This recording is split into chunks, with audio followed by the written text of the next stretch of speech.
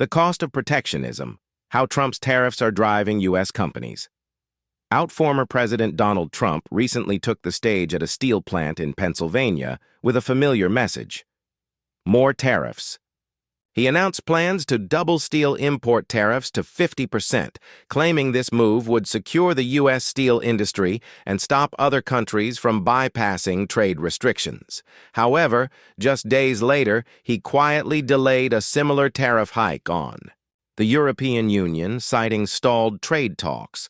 No press conference, no big reveal, just a policy pivot that underscores a deeper issue many American companies are now confronting behind closed doors. This isn't just about steel or trade negotiations. It's about a seismic shift in American business confidence. In a series of earnings calls, internal memos, and executive meetings, 5 major U.S. companies revealed a harsh truth: they're pulling back or leaving the U.S. market.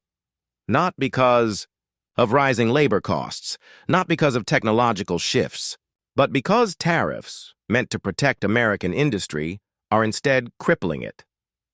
The first alarm, Walmart. The first signal came from Bentonville, Arkansas, home of Walmart, the nation's largest retailer and a bellwether for the American consumer economy. This week, Walmart executives made it clear: tariffs are suffocating their profit margins. Beginning in June, they will raise prices across all product categories, not just luxury goods or electronics, but also on food, household essentials, and basic needs. But it goes deeper. Walmart announced it would cut inventory orders, delay restocks, and pause contracts with several suppliers. The underlying message: the cost of doing business in the U.S. under current trade policy is unsustainable. There is very little room left to maneuver, said one executive. The pressure is pushing even the most robust retailers to scale back, and that's only the beginning. Detroit's distress. GM and Ford in Detroit, the situation is even more dire. Both General Motors and Ford took the unprecedented step of withdrawing their full-year financial guidance. Executives told investors they can no longer forecast future earnings. Why? Because tariffs have turned raw material prices into a gamble. Automakers don't know whether the steel or aluminum they need will cost 10% more next week, or 50%. Ford has already paused several production lines. GM is trimming its investment plans. And Stellantis, the parent company of Jeep and Chrysler, laid off 370 workers in Indiana. Their statement was unambiguous. These decisions were driven by the president's tariffs. Harley-Davidson moves out. Few decisions hit as hard symbolically as the next. Harley-Davidson, America's iconic motorcycle brand, is moving the production of 3 models out of Wisconsin to Thailand. Why? To avoid a 60% import duty imposed by foreign governments in retaliation for U.S. tariffs and to secure tax breaks unavailable in the U.S., Harley executives call it a market strategy. Workers in Milwaukee and Menomonee Falls call it what it is: outsourcing, not due to cheap labor, but due to expensive policy.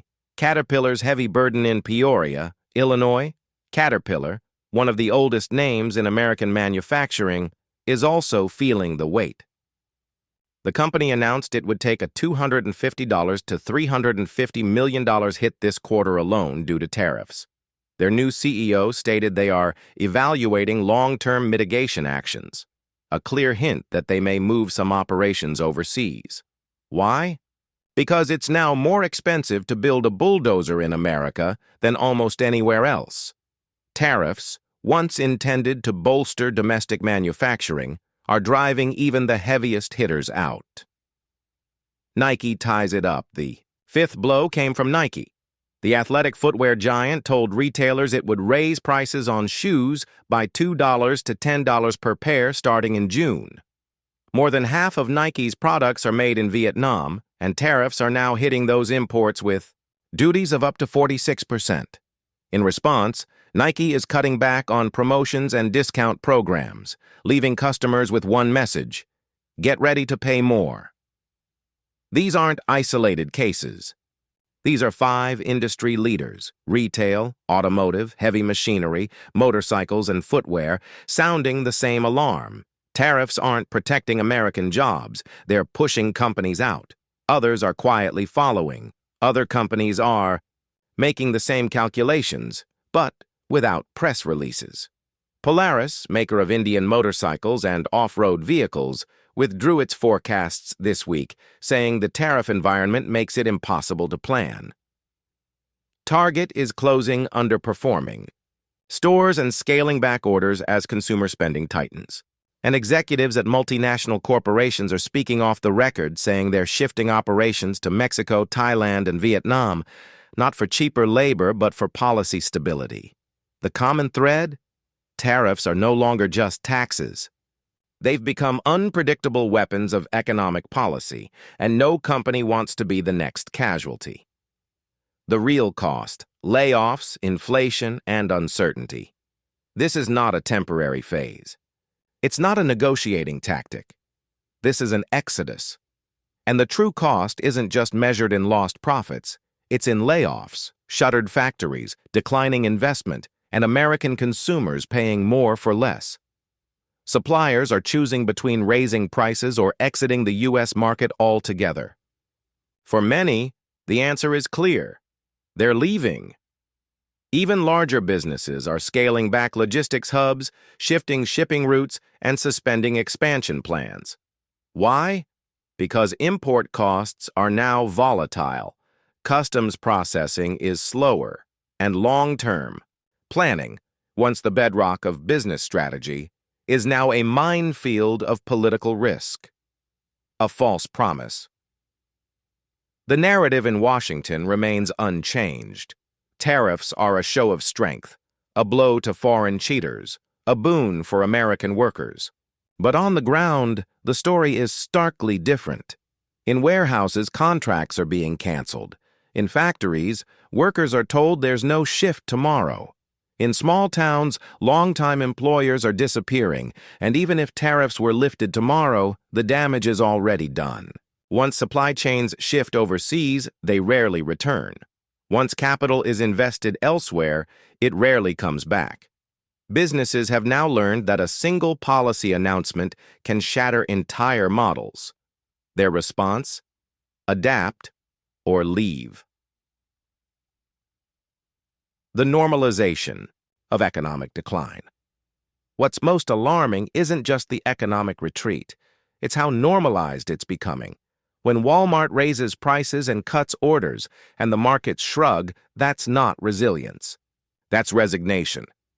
When Harley-Davidson moves production overseas and it barely makes headlines, that's not strength.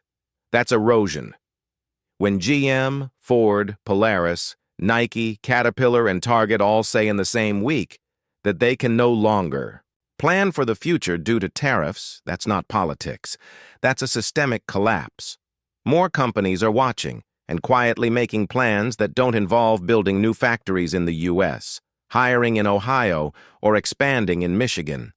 Instead, they're planning for a future where stability lies elsewhere. Who's being protected? In the name of protectionism, who is actually being protected? Not the workers whose factories are going dark, not the consumers whose bills are rising, not the small businesses caught in the crossfire. Not even the federal government, now facing lawsuits, inflation, and international backlash. The truth is harsh but undeniable. You can't tariff your way into prosperity. You can't punish the global economy without hurting your own. You can't expect business loyalty while turning companies into political collateral. The bottom